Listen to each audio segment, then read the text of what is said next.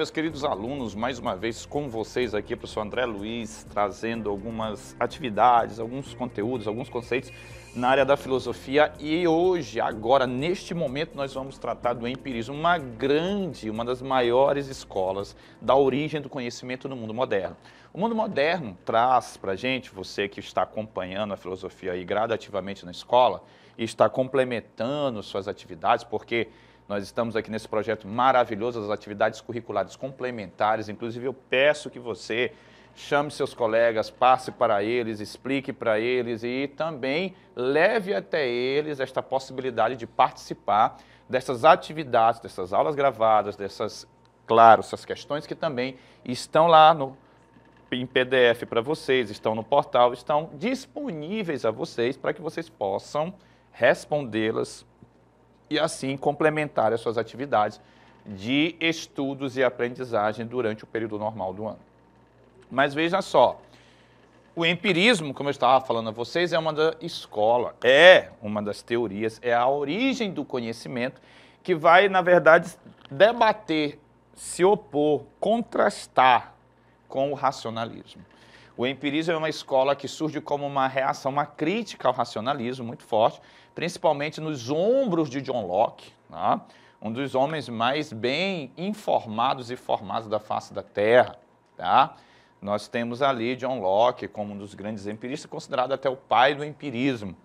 Mas o empirismo é uma escola que traz para a gente uma série de reflexões, críticas ao racionalismo, uma produção mais prática do conhecimento, com método experimental, com os passos muito mais definidos da própria ciência, também a elaboração, a crítica e a continuação, ou a continuidade da indução do método experimental e da nova forma de fazer conhecimento através da observação.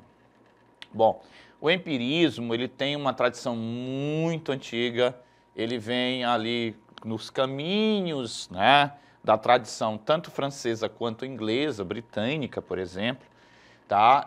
Ali em Francis Bacon, nós temos o sensualismo de Condillac, nós temos muitos teóricos, mas aqueles que vão, ou os que vão importar mais para a gente aqui, Locke e Hume em grande parte, que são os mais usados em textos, livros, provas e durante o curso do ensino médio, certo? Na universidade nós temos ali um leque muito grande de autores empiristas que você pode ter mais contato. Aqui no ensino médio nós temos um leque bem menor, que nós precisamos ter apenas ali a condição de identificar, reconhecer, pontuar, relacionar textos e, claro, conceitos e conteúdos do empirismo. Mas veja só, o empirismo é uma escola de origem do conhecimento que promove uma reação crítica em relação ao racionalismo. E aí qual é o centro da crítica? A negação das ideias inatas.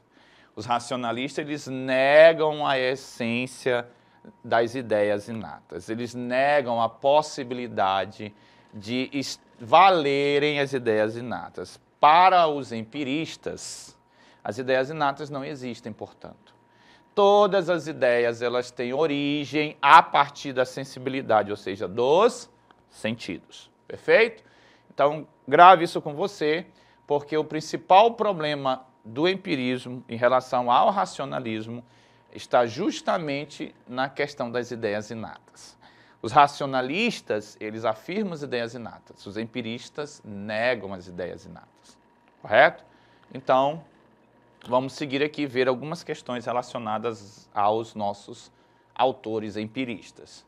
Os fatos ou objetos científicos não são dados empíricos espontâneos de nossa experiência cotidiana, mas são construídos pelo trabalho da investigação científica. Esta é um conjunto de atividades intelectuais, experimentais e técnicas realizadas com base em métodos que permitem garantir que a principal marca da ciência seja o rigor. Sobre este conhecimento, tá, afirma-se que, olha só, este texto ele está dizendo que os fatos ou objetos científicos não são dados empíricos espontâneos. Ele não está dizendo que todos não são dados empíricos. Diz assim, olha, eles não surgem de uma forma espontânea, ou seja, do nada, como vocês falam hoje, eles não surgem. Eu preciso de quê? Eu preciso de experimentos, eu preciso de técnica. Eu preciso de uma maneira de estudar, um método, certo? Então, a priori, apesar dele estar falando aqui, ó, não são dados, mas tem que completar, espontâneos, certo? De nossa experiência, mas é da nossa experiência, ele não é espontâneo. Ele precisa de técnica para ser retirado, analisado, teorizado, correto? Então, é um texto cético? Não, ele não é cético, porque para ser cético, como forma de conhecimento, lembrando a vocês, ceticismo é forma de conhecimento. Ele precisaria estar deixando claro que ele não crê numa verdade. E aqui não é uma crença, não é uma crítica, não é um texto que nega a verdade. Ele está negando o conhecimento espontâneo, sem técnica, sem procedimento, sem rigor. É do racionalismo, necessariamente não se refere às ideias inatas, não se refere ao método cartesiano, certo? Lembrem que o empirismo é uma crítica a Descartes, é uma crítica às ideias inatas cartesianas. Então aqui nós não temos o texto se referindo à intelectualidade, ao pensamento, à consciência, e sim à nossa experiência cotidiana, que não produz conhecimento espontâneo, e sim a partir de uma técnica. É do dogmatismo também não, porque não afirma uma ideia absoluta e inquestionável. Dogmatismo também é forma de conhecimento, não é a origem do conhecimento, tá? O dogmatismo, ele teria de afirmar algo e colocar esta afirmação como inquestionável, não é o caso aqui. É do empirismo, como fala em experiência cotidiana, provavelmente é o empirismo. É do criticismo, o criticismo ele é kantiano, o criticismo é uma fusão entre racionalismo e empirismo. Então, aqui, neste texto, como nós damos ênfase somente à experiência cotidiana, que não é espontânea, ela vem através do rigor, olha só, e da técnica, nós temos então, portanto, olha, o empirismo como alternativa mais coerente para esta questão. No empirismo, os sentidos trazem todo o conhecimento. No empirismo, a nossa experiência, certo, com as coisas, ferindo a nossa sensibilidade, e esta sensibilidade servindo de veículo para a consciência, traz e traduz o conhecimento. Então, aqui nós vamos marcar a letra D de dado, o empirismo. Marque nesta questão, letra D de dado, o empirismo. Marcou? Beleza? Vem comigo. John Locke. John Locke é conhecido como o pai do empirismo. E como teórico empirista, uma das primeiras preocupações dele é se opor ao cartesianismo, que é o racionalismo, principalmente a partir da reelaboração do método, agora um método mais experimental, com observação, a derrubada das ideias inatas, né? As ideias não são inatas, ou seja, elas não nascem conosco, elas são elaboradas a partir da experiência, ou seja, dos sentidos, em Locke, certo? E Locke aqui é o grande criador da tábula rasa, nossa folha em branco, ou seja, a nossa consciência está zerada. E aí é a nossa convivência, a nossa história, é o nosso contato a partir dos sentidos com as coisas que vamos colocando conhecimento na consciência. Daí a oposição dele ao racionalismo cartesiano. John Locke afirmou que com a mente é como se fosse uma folha em branco, que eu falei a vocês, ou seja, não tem nada escrito, são os nossos sentidos, a nossa convivência, a nossa história que vai escrevendo algo nesta folha, na qual a cultura escreve seu texto. E Descartes demonstrava desconfiança em relação aos sentidos. Então nós temos aqui, ó, John Locke empirista, Descartes racionalista. Descartes não confia no conhecimento a partir dos sentidos. Locke, olha como é uma oposição, ele já diz que todo conhecimento surge a partir dos sentidos. Descartes acredita nas ideias inatas, copia para ti isso, pegou? Descartes copia, copia essa parte que é importante. Descartes acredita nas ideias inatas. Olha aqui, ó. Locke rejeita as ideias inatas. Isso aqui é importantíssimo. Copia, copia. Agora, olha só. Pega esse código agora também, ó. Descartes, racionalista, Locke, empirista, ok? Aqui nós temos Descartes, uma tradição francesa, Locke, britânico, inglês, tá? Então são muitas diferenças. Agora nós temos igualdades também, ó. Os dois estudam o quê? A origem do conhecimento, isso é igual para eles. Os dois acreditam que o conhecimento é possível, isso também é igual para eles. Então nós temos diferenças, copiou, pegou? E nós temos o quê? Oposições. Copiou aí? Nós temos diferenças e temos oposições. Então, a respeito dos dois filósofos, dos dois, verifica-se o seguinte, vamos lá. Locke é um representante do racionalismo? Não. Locke é empirismo. Locke é um representante do empirismo? Sim. Descartes representa o racionalismo? Tá certo. Encontramos aqui a letra B de bola. Muito bem. C. Descartes e Locke possuem a mesma concepção? Não, a mesma não.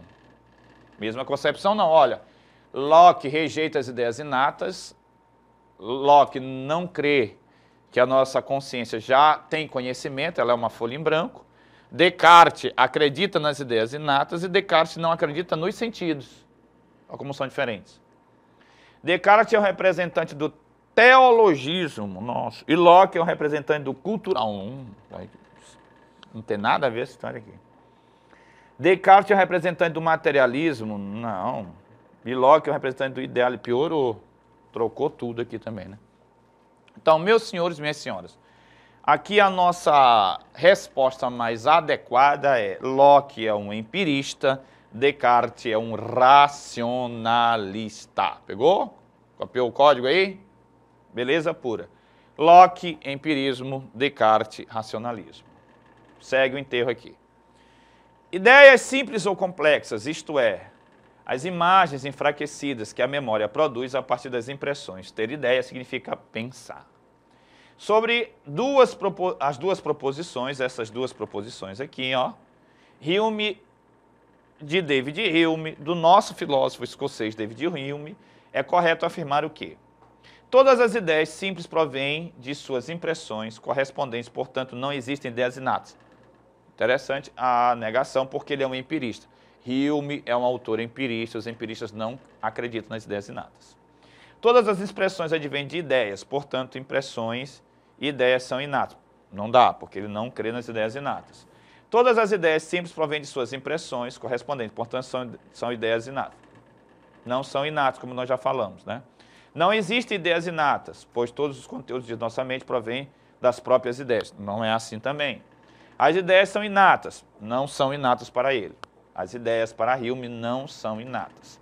Então, veja só, quando você percebe que existem muitas alternativas afirmando as ideias inatas e ele nega, a única que vai numa senda dos sentidos, de impressões, como a partir dos sentidos, e primeiro até que as ideias, você vai ver que a letra A, todas as ideias simples provêm de suas impressões correspondentes, portanto, não existem ideias inatas, certo? Então aqui, olha, como um bom autor empirista, Hume nega as ideias inatas.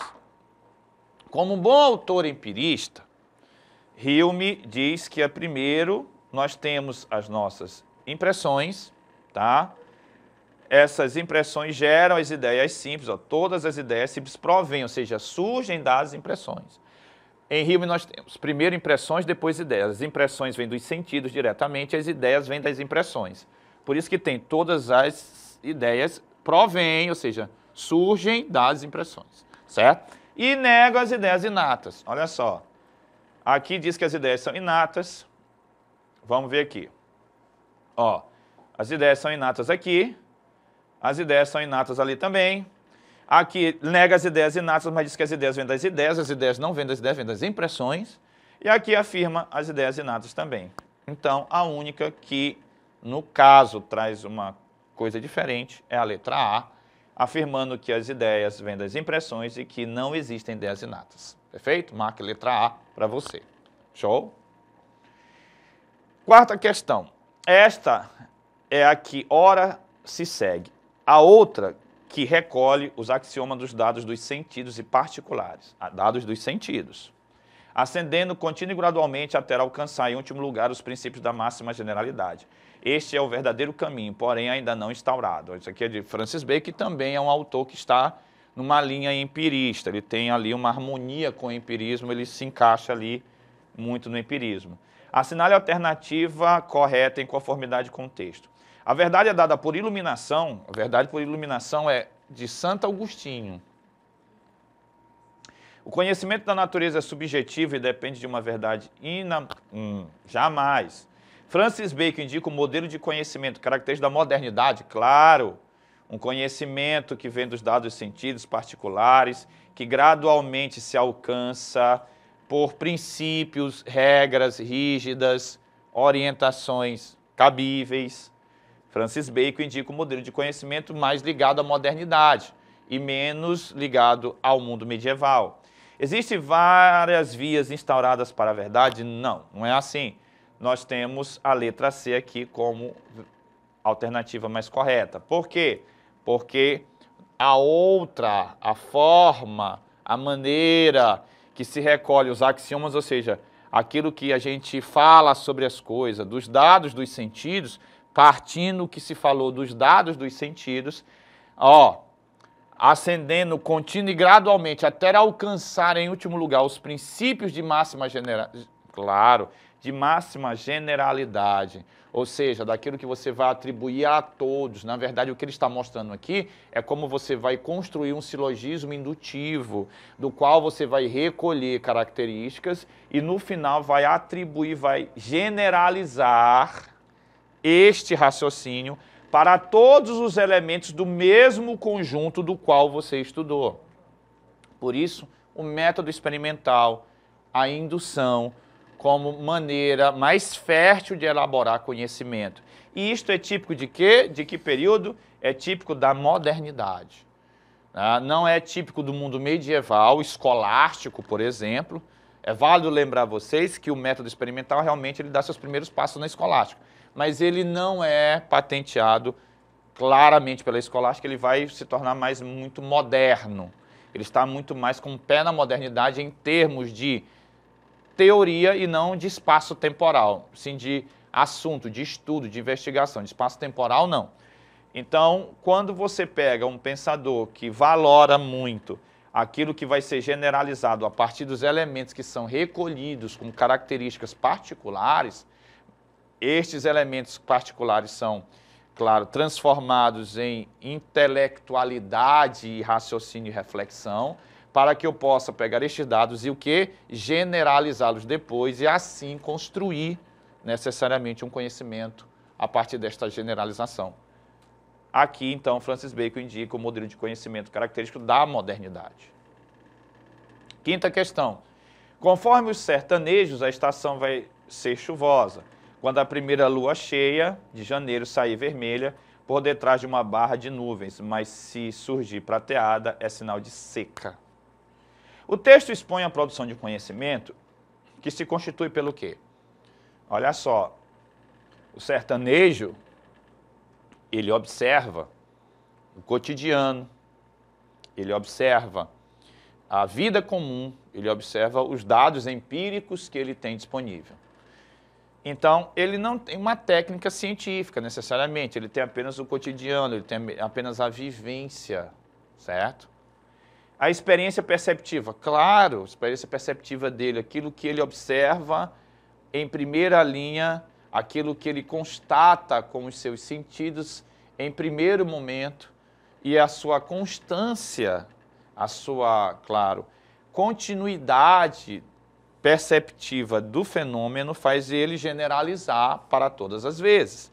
Então ele utiliza a percepção que ele tem das nuvens, a percepção que ele tem das estações chuvosas, a percepção que ele tem da lua cheia em janeiro para dizer algo sobre este fenômeno, que pode ser a chuva, pode ser uma inundação, pode ser até uma tempestade, etc. e tal. Então, é claro, ele usa a experiência perceptiva dele como fundamento para aquilo que ele vai dizer, para aquilo que ele vai argumentar. Negação das tradições, não, ele não está negando tradição nenhuma, ele está usando a experiência perceptiva para argumentação. Padronização das culturas também não é necessariamente isso. Uniformização das informações também não. Então você vai perceber que a letra B de bola é a nossa melhor opção, experiência perceptiva usada como fundamento para a fala, para a criação do juízo ou para a argumentação. E aí eu convido vocês a continuar conosco, nós temos mais aulas aqui e acessem um plano de estudo para maiores informações, fazer mais atividades e mandar questões para nós. Fica aqui o forte abraço, continue conosco sempre.